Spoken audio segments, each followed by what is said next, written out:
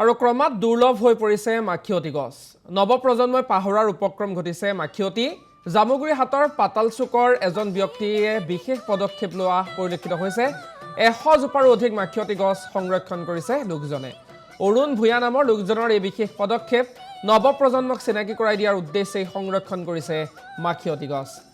মাখিয়তী গছ সংৰক্ষণ ক্ৰমাৎ পাহৰণিৰ গৰ্ভত মাখিয়তী।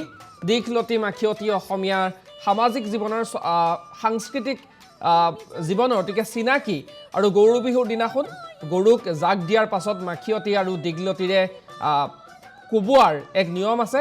এই মাখিয়তী এতিয়া পাহৰণিৰ গৰ্ভত আৰু মাখিয়তী সংৰক্ষণ কৰিছে অৰুণ ভূঞা নামৰ এজন লোকে।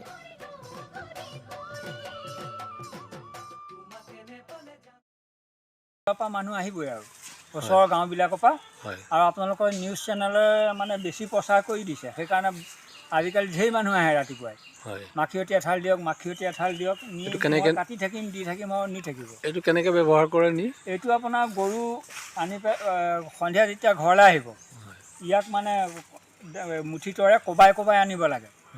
আৰু ইয়াৰ ঔষধি গুণ আছে বুলি কয়। এই বিধৰে কোবালে বোলে গৰু গাত মাখি কম পৰে আৰু বিষ কোপ নাইকিয়া হয়, এনেকুৱা ধৰণৰ মানে কথাবিলাক। এইজন আমাৰ দাদা হয়। আমাৰ দাদাৰ মাটিত আমি দেউতাৰ দিনৰ পৰাই হয়তো এই বস্তুটো সংৰক্ষণ কৰি থৈছোঁ মাখিয়তী।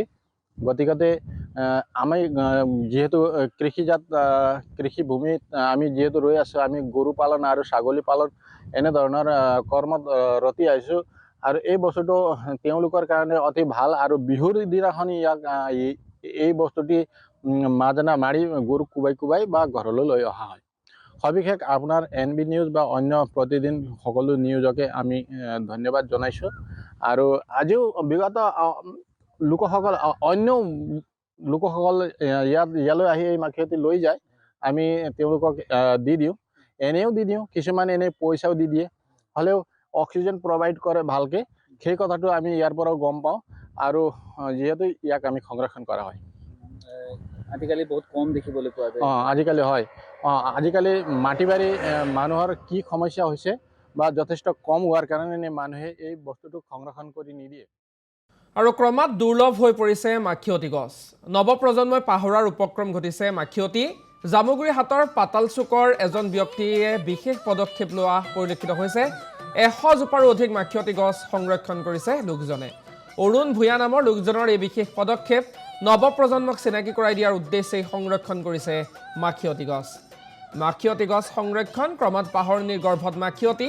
দীঘলতী মাখিয়তী অসমীয়াৰ সামাজিক জীৱনৰ সাংস্কৃতিক জীৱনৰ অতিকে চিনাকি আৰু গৰু বিহুৰ দিনাখন গৰুক জাক দিয়াৰ পাছত মাখিয়তী আৰু দীঘলতীৰে কোবোৱাৰ এক নিয়ম আছে।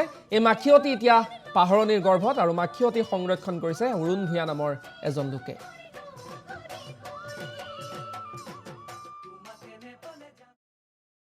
মানুহ আহিবই আৰু ওচৰৰ গাঁওবিলাকৰ পৰা আৰু আপোনালোকৰ নিউজ চেনেলে মানে বেছি প্ৰচাৰ কৰি দিছে। সেইকাৰণে আজিকালি ঢেৰ মানুহ আহে ৰাতিপুৱাই মাখিয়তী এঠাল দিয়ক, মাখিয়তী এঠাল দিয়ক, কাটি থাকিম, দি থাকিম আৰু নি থাকিব। এইটো কেনেকৈ ব্যৱহাৰ কৰে নি? এইটো আপোনাৰ গৰু আনি সন্ধিয়া যেতিয়া ঘৰলৈ আহিব ইয়াক মানে মুঠিতৰে কোবাই আনিব লাগে। আৰু ইয়াৰ ঔষধি গুণ আছে বুলি কয়। এই বিধৰে কোবালে বোলে গৰু গাত মাখি কম পৰে আৰু বিষ কোপ নাইকিয়া হয়, এনেকুৱা ধৰণৰ মানে কথাবিলাক। এইজন আমাৰ দাদা হয়।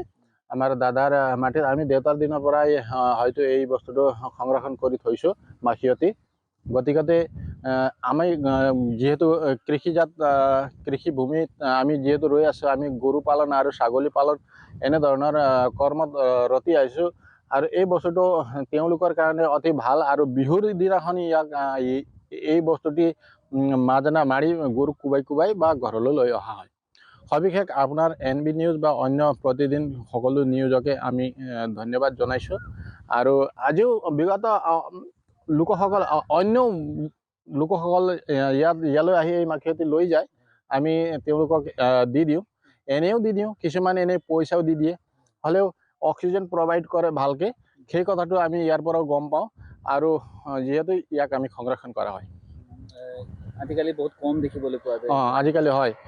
আজিকালি মাটি বাৰী মানুহৰ কি সমস্যা হৈছে বা যথেষ্ট কম হোৱাৰ কাৰণে মানুহে এই বস্তুটো সংৰক্ষণ কৰি নিদিয়ে।